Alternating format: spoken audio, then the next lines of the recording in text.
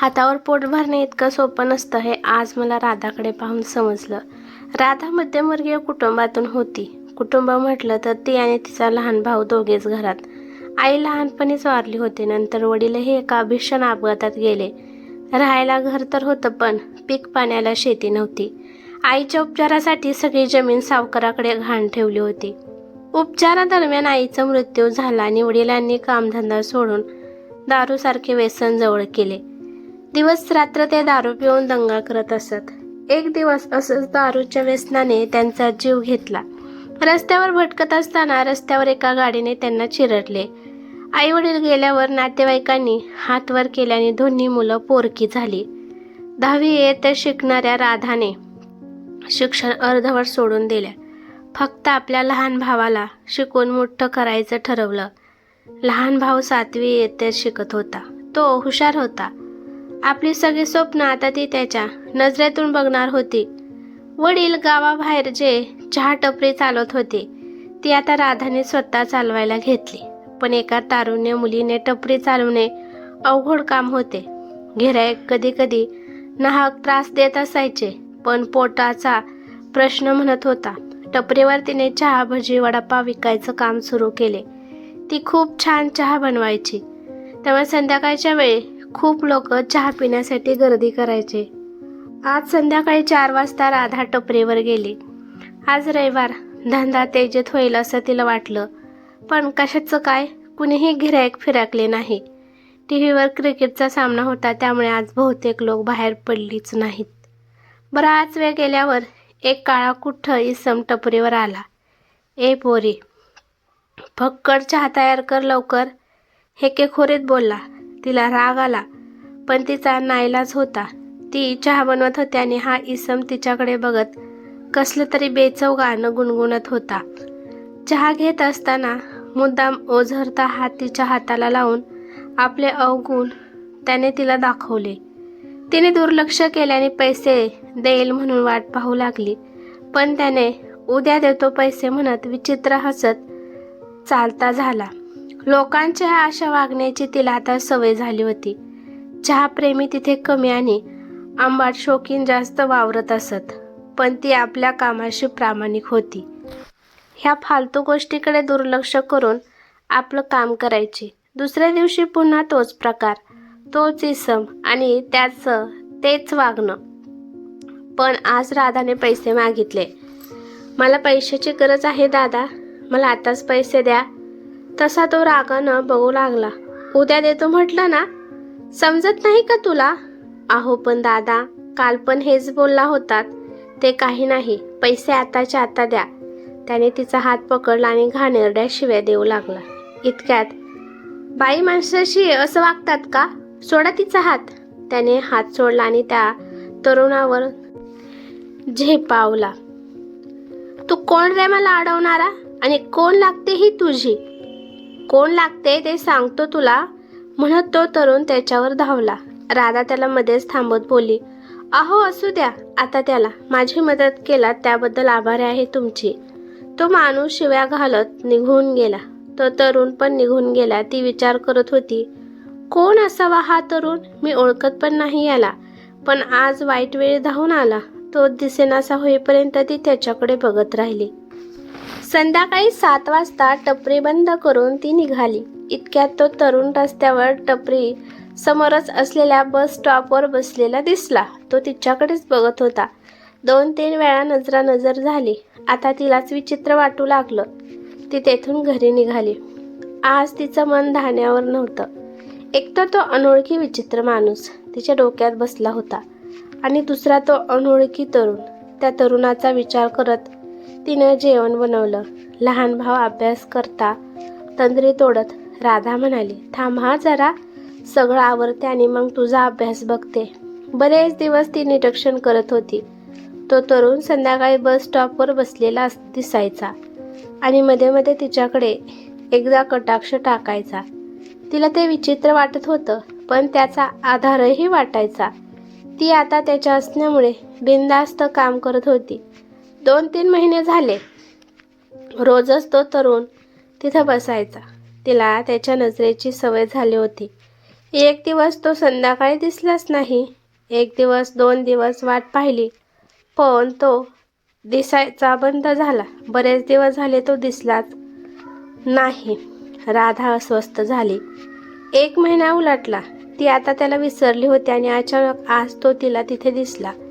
तिच्या डोळ्यात एक वेगळी चमक आली. हायसं वाटलं. का कोण जाणे, पण ती आज खूप खुश झाली. आज तिने मुद्दाम त्याला लाडीक नजर दिली आणि त्याला हात केला. तो तरुण इकडे तिकडे बघत होता. नंतर त्याला कळले ती आपल्यालाच बोलवत आहे. तेथून उठला आणि टपरीजवळ आला. राधा त्याला अगदी हक्काने म्हणाली, कुठे होता इतके दिवस? दिसला नाहीस? त्याने आश्चर्याने तिच्याकडे पाहिले आणि तिला तिचा उतावळ्यापणा जाणवला. जीभ चावत म्हणाली, म्हणजे तुम्ही नेहमी बसता ना तिथे बस स्टॉपवर? बरेच दिवस दिसला नाही म्हणून विचारलं. तो हसला आणि म्हणाला, कामानिमित्त गावी गेलो होतो, आजच आलो. हो का? कुठलं गाव तुमचे? तो हसला. आजच सगळं सांगायला हवं का? नाही, असं काही नाही. बरं, चहा देऊ का? तिने चहा हातात घेत विचारले.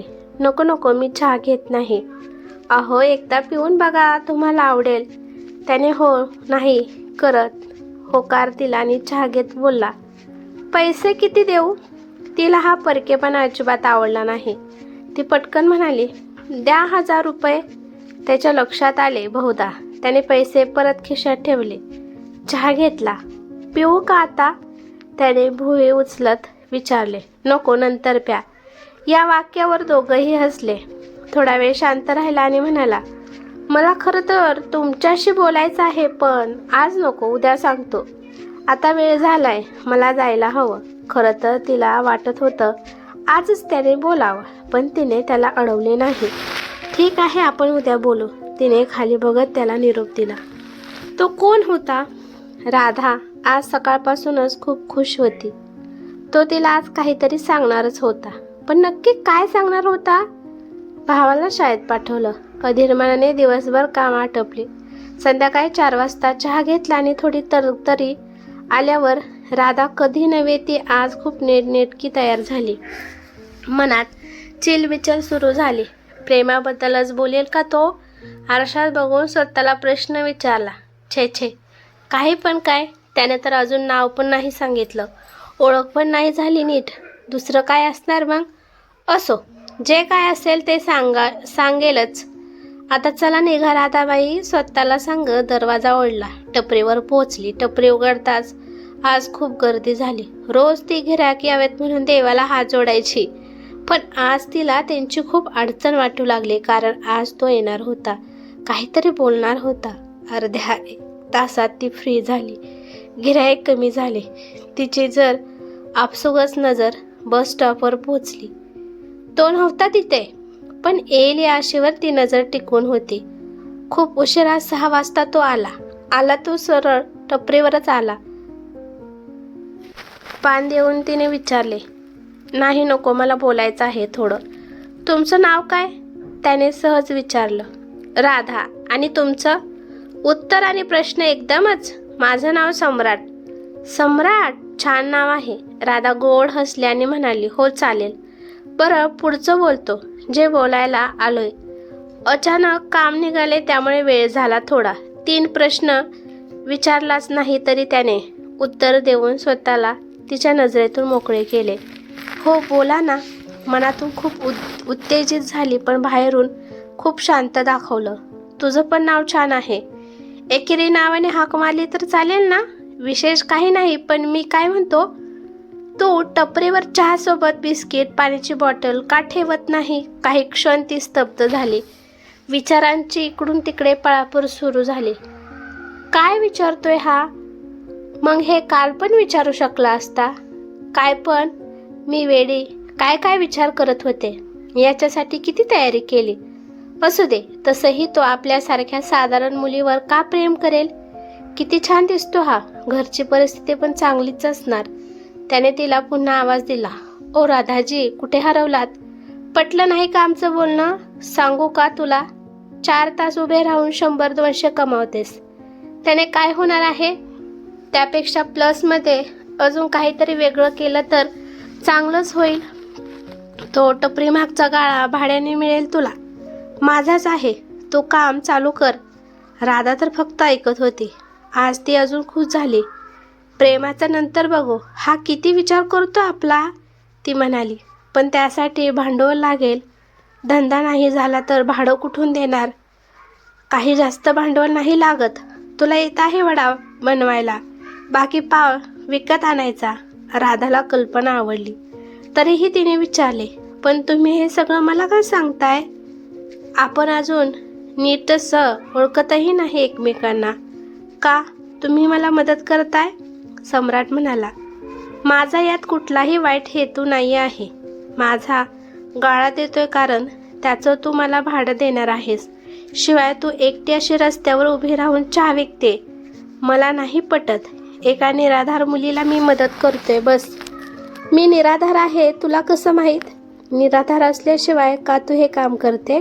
काहीतरी मजबुरी नक्कीच असणार. शिवाय तुझ्यासोबत व्यक्ती नाही बघितली म्हणजे नक्कीच तू निराधार आहेस. बरोबर आहे सम्राट, तुम्ही म्हणताय ते खरं आहे, पण मी हे सगळं नीट पार पाडू शकेल ना? हो, का नाही? तुझ्यात जिद्द आहे, चिकाटी खूप आहे, हे तू नक्की करशील. त्याने गाळ्याची चावी तिच्या हातात दिली आणि जा बघून ये गाळा असे सांगितले. सोबत स्वतःची स्वाक्षरी असलेला लिफाफा तिला दिला. त्यात त्या गाळ्याचं भाडं किती द्यायचे हे लिहिले होते आणि स्वतःच्या मालकी हक्काचे पेपर होते. हो नाही करत राधाने चावी घेतली. तिच्या टपरी मागे असलेला गाळा तिने उघडला. तिला आश्चर्य वाटलं. कितीतरी महिने तो गाळा बंद होता, तरीही आतून अगदी टकाटक होता. अगदी या क्षणी ती काम चालू करू शकत होती. तिने वळून पाहिलं, पण तो मागे नव्हता. ती धावत मागे गेली. सगळीकडे शोधलं, पण तो नाही दिसला. असा काय हा मध्येच गायब का होतो? मनाशी पुटपुटली. 7 वाजता टपरी बंद करून ती घरी निघाली. एक नजर बस स्टॉपवर टाकली. ती हिरमुसली. घरी आली, थोडी आनंदी, थोडी नाराज. मिक्स मूडमध्ये ती घरातलं काम करत होती. तिचा लहान भाऊ हे सगळं अभ्यास करता करता बघत होता. त्याने विचारले, काय ग ताई, आज काय वेगळाच मूड आहे तुझा? काही झालंय का आज? नवीन काही घडलंय का? राधा पुसट हसत म्हणाली, तुझा अभ्यास आवर, मला तुला काहीतरी सांगायचं आहे. ताई, झालाय माझा अभ्यास, हे बघ बॅग भरली मी. चल सांग आता. अरे थांब, जेवण झाल्यावर बोलू. नाही ताई, मला आत्ताच ऐकायचंय. चल घे जेवायला, आपण जेवता जेवता बोलू. लहान भाऊने हट्ट केला. बरं बाबा म्हणत राधा जेवणाची भांडी बाहेरच्या खोलीत घेऊन आली. ताई, सांगतेस ना काय झालंय ते? ती त्याच्याकडे बघत गोड हसली आणि म्हणाली, आपण येत्या 2-4 दिवसात नवीन काम चालू करतोय. आपल्याला नवीन गाळा मिळालाय. खरंच ताई? पण नवीन काम म्हणजे कोणतं? पिल्या, आपण चहा टपरीसोबत वडापाव, भेळ, बिस्किट, बिस्लरी पण विकायला चालू करतोय. ताई, माझी मज्जा आहे. मग रोज काही ना काही खायला भेटणार मला, हो ना? रोज नाही मागायचं, कधीतरी ठीक आहे. जेवण बनवते ना मी घरी. हे असं रोज बाहेरचं खाऊन आजारी पडला तर मी काय करू? ओके ताई, रोज नको, पण आठवड्यातून एकदा नक्की देशील ना? हो बाळा, नक्की. दोघांनी बोलत बोलत जेवण उरकून घेतले. रात्री झोपताना राधा सम्राटचा विचार करत होती. खूप चांगला वाटतो तो. किती विचार करतो तो माझ्याबद्दल. पण अचानक का गेला तो? मला काही न सांगता. उद्या भेटला की विचारते, असं मनाला समजावलं. नवीन कामाचा आराखडा तयार करत ती झोपी गेली. सकाळी लवकर उठून कामं आवरली. भावाला शाळेत पाठवलं आणि ती गाड्यामध्ये नवीन कामाचा व्याप मांडायला गेली. गाळा धुवून पुसून घेतला. घराची काही 1-2 जुनी बाकडी होती, तिनं काही लोकांच्या मदतीने तिथे नेली. टपरीवरच सगळं सामान गाड्यामध्ये नेऊन ठेवले. वडापावसाठी लागणारं सगळं काही सामान एकटीने जमा केलेलं. सगळी तयारी झाली. आता ती नवीन कामाची सुरुवात करणार होती. पण ती सुरुवात त्याच्या म्हणजे सम्राटच्या हातून व्हावं अशी तिची इच्छा होती. पण तो काही आलाच नाही. वाट पाहून थकली. तो येण्याच्या शक्यता कमी झाली. तिने कामाला सुरुवात केली. तिचं वडापाव आणि टपरीचं काम जोरात सुरू झालं. चहासाठी तर लोकांची गर्दी उसळत होती. अजून काही फास्ट फूड मधले प्रकार तिने दुकानात विकायला चालू केले. दिवसाकाठी ती आता 2-3 हजार रुपये कमवत होती. आता तिने दुकानाचा व्याप सांभाळायला अजून 2 कामगार ठेवले. कमाई भरपूर होऊ लागली. पण ज्याच्यामुळे हे सगळं शक्य झालं तो मात्र हे सगळं बघायला एकदाही आला नाही. बघता बघता 2 महिने झाले. निदान तो गाळ्याचं भाडं वसूल करायला तरी येईल या आशेवर होती, पण तो नाही आला. वर्ष उलटून गेलं. त्याचं जे काही भाडं होतं ते तिनं बाजूला काढून ठेवलं. रोज वाट पाहण्यापलीकडे ती काही करू शकत नव्हती. एके दिवशी संध्याकाळी त्याने तिचा आश्चर्याचा सुखद धक्का दिला. त्याने तो आला आणि बाकड्यावर बसत एक कडक चहा मिळेल का असा सवाल केला. तिचे डोळे पाण्याने भरले. श्वास थांबला. ती तिथे शांत बसली. काही वेळा असा निशब्द गेला. स्वतःला सावरत तिने विचारले, अहो कुठं होतात इतके दिवस? किती वाट पाहिली मी. तुमच्यामुळे आज मी घट्ट पाय रोवून उभी आहे. तुम्ही हे सगळं बचाव म्हणून मी धडपडत होते. त्या दिवशी न सांगता गेला. ते वर्ष उलटून गेल्यावर आज आलात. त्याने स्मित हास्य करत शांत हो म्हटले. मी बाहेरगावी होतो. यावंसं वाटलं पण नाही जमलं मला. बाकीचं नंतर बोलो. आता एक कडक चहा मिळेल का? तो भुवे उचलत बोलला. हे काय विचारताय? तुमचंच आहे हे सगळं. थांबा आणते. ती उठली आणि एक कडक चहा घेऊन आली. वडापाव खाणार का? नको, पुन्हा कधीतरी. बरं मी काय म्हणतो, तुझ्याकडे आता बरेच पैसे जमले असतील ना? राधा उठली आणि एक पैशाचा बंडल घेऊन आली. हे घ्या तुमचं गाळ्याचं भाडं. मी प्रत्येक महिन्यात. हो पण मी भाडं मागितलंच नाही. मला नकोच आहे ते भाडं.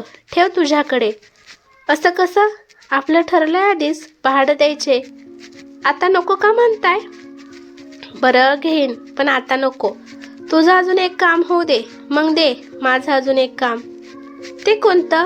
तुमची जमीन सावकाराकडे गहाण आहे ते अगोदर ताब्यात घे. 2-3 लाख रुपयाचा प्रश्न आहे. मला वाटतं तुझ्याकडे इतके पैसे असतीलच.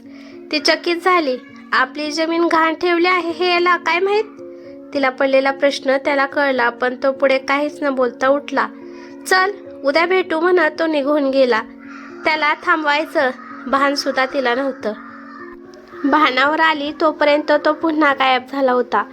पण उद्या भेटू हे मात्र तिनं ओझरत ऐकलं होतं. दुसऱ्या दिवशी ती त्याची वाट पाहू लागली. तो नाही आला.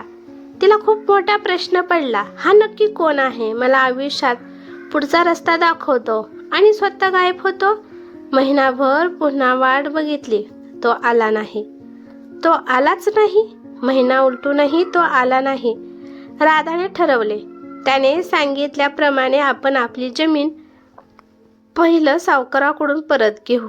तिच्या ओळखीतली काही लोक तिनं सोबत घेतली आणि सावकाराच्या वाड्यावर गेली. व्याजासहित सगळे पैसे रोख रक्कम देऊन जमिनीची कागदपत्र तिने स्वतःच्या ताब्यात घेतली. वाड्यातून बाहेर आली. वाड्याचा मेन गेट पार केला आणि सहज वळून आतमध्ये पाहिले. वाड्याच्या उजव्या बाजूला एक आंब्याचे झाड होते. त्या झाडाखाली तो उभा होता. हो तोच तो सम्राट. बाकीच्या लोकांना घरी जायला सांगितले आणि ती थांबली. तिने सम्राटला आवाज दिला पण तो ती हाक ऐकतच नव्हता. पुन्हा आत येऊ द्या असं ती सावकाराच्या नोकर लोकांना बोलत होती, पण त्यांनी नकार दिला. तो दूरवर नजर देऊन उभा होता. त्याचं लक्षच नव्हतं. नोकरांनी तिला सांगितलं, इथं कोणी सम्राट राहत नाही. निघ येथून. ती निमूटपणे तेथून निघून आली. तिचं कशातच लक्ष लागत नव्हतं. तो तिथं होता तर तो का आला नाही? माझी हाक त्याला का ऐकू नाही गेली? आणि सावकाराचे नोकर असं का म्हणत होते की इथं कुणी सम्राट राहत नाही? एक ना अनेक प्रश्न तिचा गोंधळ उडवत होते. काही करून त्याला भेटायला हवे, ज्याच्यामुळे आज मी माझ्या कामात यशस्वी झाले. ज्याने मला आयुष्याची वाट दाखवली त्याला भेटायला हवे. तो नक्की आहे तरी कोण हे जाणून घ्यायला हवे. असा निश्चय करून ती आपल्या दुकानावर गेली. आपल्या कामगारांना तिने आजच्या कामाची विभागणी करून दिली आणि घरी आली. ती पुन्हा सावकाराच्या वाड्यावर गेली. बाहेरून सगळीकडे नजर फिरवली. तो होता. वाड्याच्या मागच्या बाजूला एका खुर्चीवर तो बसला होता. ती चोर वाटेने आत गेली, पण तिथं जाईपर्यंत तो तेथून निघून गेला होता. ती जोर जोरात त्याला हाका मारू लागली. आवाज ऐकून नोकर लोक धावत आले. तिला बाहेर जायला विनवत होते. साहेब बाहेर आले तर तुम्हाला ओरडतील, शिवाय काढून टाकतील. तुम्ही आता कशा आलात? गेट तर बंद. आम्हाला पण ते नोकरीवरून काढून टाकतील. ती त्यांचं काही ऐकून घेण्याच्या मनस्थितीत नव्हती. ती सारखं सम्राटला भेटायचं आहे इतकंच बोलत होते आणि नोकर तिला सारखे सारखे एकच सांगत होते, इथं कोणी सम्राट राहत नाही. ती हताश होऊन परतली. रात्री काही केल्या तिला झोप लागली नाही. त्याला कधी भेटता येईल याचाच विचार तो करत होती. काही करून त्याला भेटायचं असं तिने मनात पक्क केले. 2-3 दिवसांनी ती पुन्हा वाड्यावर गेली. हातात कुठली तरी कागदपत्र घेतली होती. वाड्याबाहेर गेटजवळ जाऊन तिने नोकर लोकांना आवाज दिला. एक नोकर धावत गेटजवळ आला आणि तिला ओरडायला लागला. अहो ताई, का तुम्ही त्रास देता? इथे सम्राट नाही राहत. ती म्हणाली, मी सम्राटसाठी नाही आले इथे. मला तुमच्या साहेबांना भेटायचं आहे. महत्त्वाचं काम आहे. जमिनीची काही कागदपत्र त्यांनी द्यायची आहेत. नोकराने आज जाऊन सावकारांना तसे सांगितले आणि तिला आज जायची परवानगी मिळाली. साहेब देवपूजा करत आहेत. तुम्ही इथं बसून वाट पहा. येतीलच ते थोड्या वेळात, नोकराने तिला सांगितले. सावकार बाहेर येईपर्यंत तिनं वाड्यावर नजर फिरवली आणि एका जागी तिची नजर थांबली. हृदयात धडकी भरली. डोळे पाण्याने डबडबले. तिची नजर पडली होती त्या भिंतीवर लावलेल्या सम्राटच्या फोटोवर. खूप मोठा फोटो आणि त्या फोटोला हार घातला होता. स्वतःला सावरत तिने नोकराला विचारले, हे कोण? नोकर थोडा वेळ काहीच बोलला नाही. नंतर डोळे पुसत म्हणाला, साहेबांचा एकुलते एक मुलगा विक्रम. 1.5 वर्ष झाले असतील. एका अपघातात त्यांचा मृत्यू झाला. खूप जीव होता साहेबांचा त्यांच्यावर. आमचे विक्रम साहेब तर लाखात होते. आम्हाला ते कधीही नोकरासारखे वागवत नव्हते. गोरगरिबांचे वाली होते ते. अमेरिकेहून उच्च शिक्षण घेऊन नुकतेच परतले. हो, एक दिवस ते आपल्या 4 चाकी वाहनाने परगावी जात होते. गाडीचा ब्रेक फेल झाला होता. त्यांच्या लक्षात आलं नाही. रस्त्यावर दारू पिऊन फुल असलेली व्यक्ती गाडीसमोर आली आणि त्या व्यक्तीला वाचवण्याचा प्रयत्न करत असताना त्यांचा गाडीवरचा ताबा सुटला आणि गाडी रस्त्याकडेला असलेल्या झाडावर आपटली. ती दारू पिलेली व्यक्ती पण नकळत गाडीखाली आली. त्यांचा आणि विक्रम साहेबांचा जागेवरच मृत्यू झाला. त्या धक्क्याने आमच्या मालकीनबाई पण देवाघरी गेल्या. साहेब एकटेच असतात. आतून तुटलेत ते. कुणाशी जास्त बोलत नाहीत. वाडा सोडून कधी कुठं बाहेर जात नाहीत. तिला कळून चुकलं. आपल्याला मदत करत होता तो विक्रम होता. त्यांच्या गाडीखाली जी व्यक्ती चिरडली गेली होती ती व्यक्ती तिचे वडील होते. दोघांचा एकाच प्रसंगात जीव गेला होता. जीव गेला तरी विक्रमचा आत्मा अजूनही इथंच आहे. माझी मदत करण्यासाठी ते थांबले आहेत. देवाघरी गेलेल्या आपलेच गेलेला असं समजून ते मदत करत आहेत. किती भला माणूस होता. देवा, का असं केलं? तिला खूप रडू आले पण स्वतःला सावरले. साहेब बाहेर आले तसा नोकर बाहेर गेला. राधाने सावकाराला नमस्कार केला. थोडं शांत होत तिनं आपल्या सोबत झालेला सगळा प्रकार तिने त्यांच्या कानावर घातला. अगोदर सावकार याच्यावर विश्वास ठेवायला तयार नव्हते. तिने सम्राटकडून भाड्याने घेतलेल्या त्यांच्या गाड्याची चावी त्यांना दिली. कागदपत्र दाखवली. त्यात महिन्याला किती भाडं द्यायचं हे ठरवलेलं एक डॉक्युमेंट्स होता आणि त्याच्यावर विक्रमची आणि तिची स्वाक्षरी होती. सावकार अचंबित झाले. त्यांना काय बोलावे काही सुचत नव्हते. विक्रमच्या फोटोजवळ जाऊन अश्रूंना मोकळे केले. त्यांनी चावी राधाला परत दिली आणि अश्रू पुसत म्हणाले, आजपासून तो गाळा तुझा. विक्रमची तशी इच्छा आहे. मला इथं मध्ये पडायचं नाही. राधा काय बोलणार होती? तिने चावी घेतली. तिने एक नजर विक्रमच्या फोटोवर टाकली. मंद हास्य त्याच्या ओठावर तिला दिसले. मनापासून नतमस्तक होऊन ती घरी परतली. तो कोण होता? तो विक्रम होता. ही कथा कशी वाटली ते मला कमेंट करून नक्की सांगा. कथा आवडली तर लाईक शेअर नक्की करा आणि चॅनलवरती नवीन असाल तर चॅनलला सबस्क्राईब करा. धन्यवाद.